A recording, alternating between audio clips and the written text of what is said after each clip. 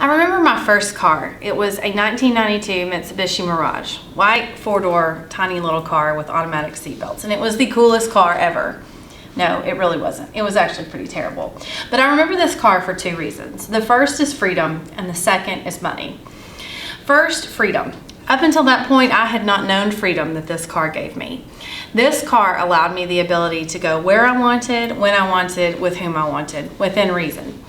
The second reason I remember this car is because of the money. I made a lot of sacrifices to be able to buy this car. I skipped time with my friends and I worked really hard. I worked in an insurance office. I hauled water with no air conditioning in a farmer's truck out in West Texas fields. It was hot. And I also babysat. I babysat all through the week and every weekend to try to save up the $4,000 to buy this car. So that's the reason I remember this car. And then I fast forward and I take that car to college. And I worked through college doing many of those same jobs, and I found that college was very expensive. And then I took that same car, which by this point was falling apart and smoking and had like 200,000 miles on it, and I went to get married and bought my first house. Now that was expensive, but nothing could prepare me for how much it was going to cost when my husband and I sat down and started planning for our son's college future. So today I want to talk to you about higher education and the cost of it, and ask the question that many parents and students ask: is it worth it? So is the money that you spend on college worth the freedom that the college degree affords you? Today I'll talk about three topics: degree attainment, student debt, and the costs and benefits of college, and we'll determine if college is actually worth it.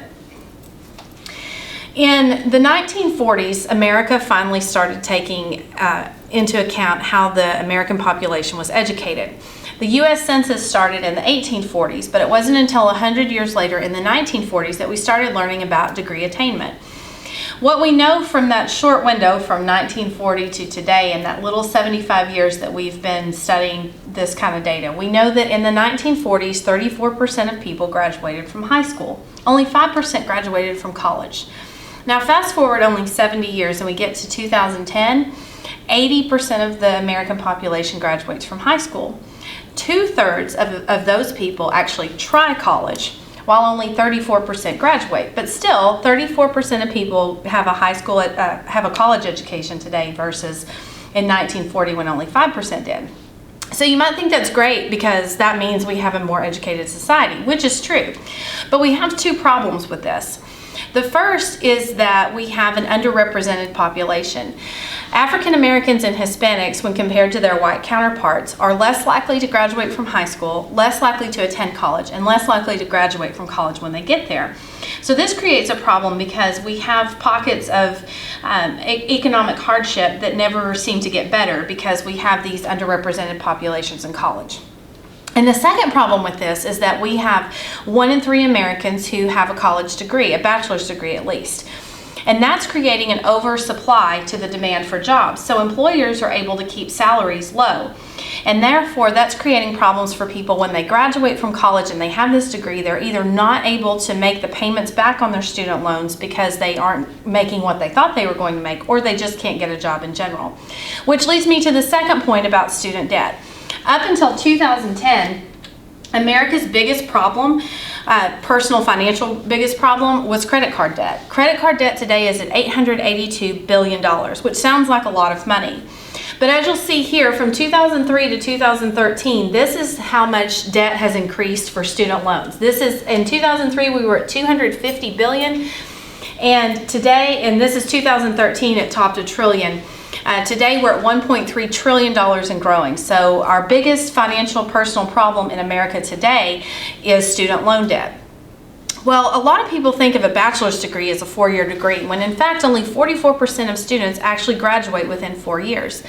They have things that they have to do, like maybe they have to stop to take care of an ill parent, or they have to stop and work and save up some money to be able to pay again for college, or they just may choose a major like computer sciences or engineering or medicine that takes longer than 4 years. And so these students are thus having to borrow more money to be able to pay for their cost of living and their textbooks and just their social things and their food and healthcare and all these things, while they're not actually bringing in income, or at least not very much income, while they're in school. So So we have those students who are having these problems. That's how we have the student debt. And then another problem that we have is students today are expecting more. And so now we're going to talk about the costs and benefits of college.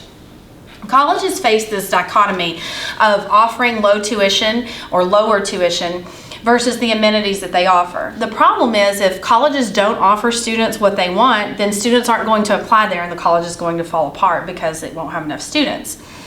But if they give the students what the students are asking for, then they have to raise tuition rates, which is increasing student debt.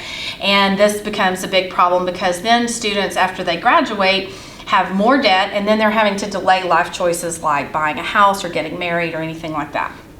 So I want you to think back to your childhood, and I want you to think back to your birthday parties.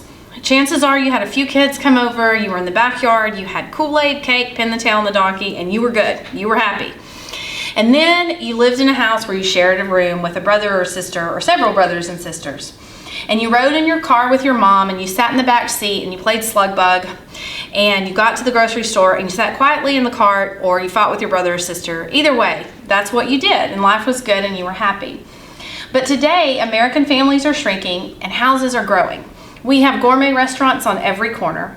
Birthday parties are now events. We have professional invitations. We have bakers who bake our cakes. We no longer do this. We invite whole families and we put on this big production for a birthday party. Our houses are more spacious. Our families are smaller, so there's not as much sharing of rooms.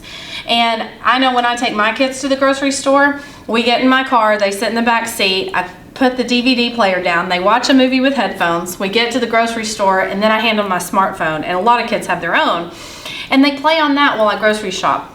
And so when we send these kind of kids to college, they can't have less than what they've had at home or they don't want to go. So they have to have the creature comforts of home, which is costing colleges money. So students are expecting cafeterias that look like this with world-class gourmet food.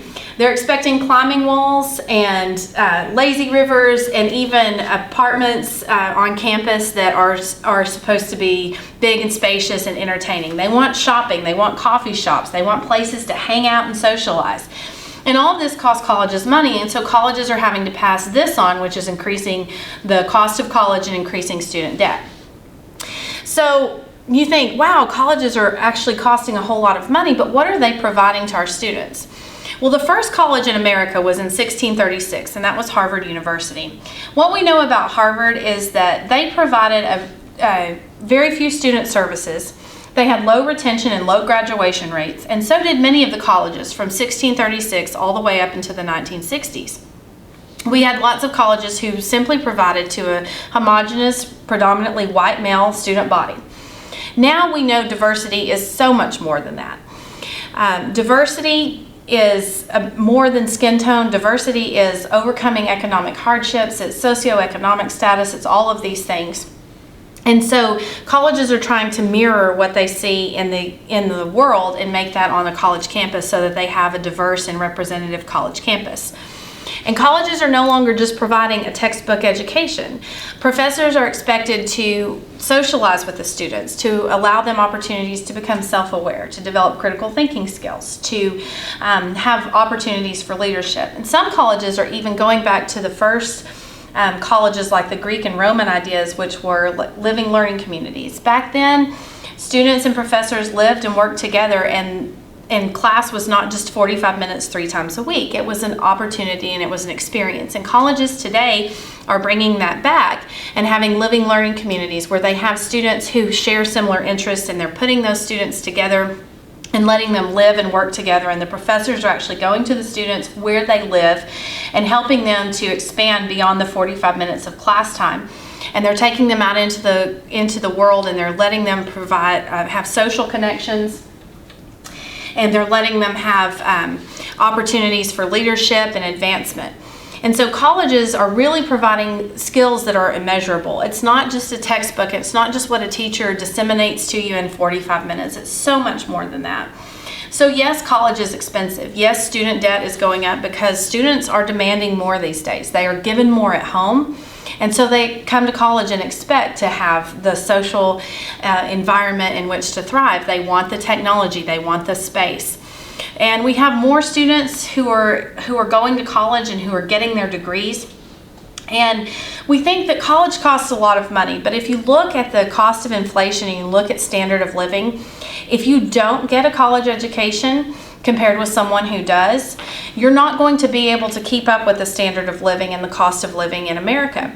So a bachelor's degree will be able to keep up with the standard of living. And over the course of a 40-year work time, a person with a bachelor's degree will earn double what a person without a bachelor's degree will earn. And those that get a master's or a doctorate will earn up to triple what a person that did not go to college will get. So when you look at it, maybe these students get out of school and they don't earn what they wanted to right off the bat, and so it offsets their standard of living and they are having to delay some life choices. But in the end, they end up making more money than if they hadn't gone to college at all. So today we talked about degree attainment, and we talked about student debt and the costs and benefits of college. So yes, we know college is expensive, and yes, we know student debt is increasing, but colleges provide so much more than a textbook education today. There's leadership opportunities, social connections, self-awareness, critical thinking, and leadership opportunities. So is college worth it?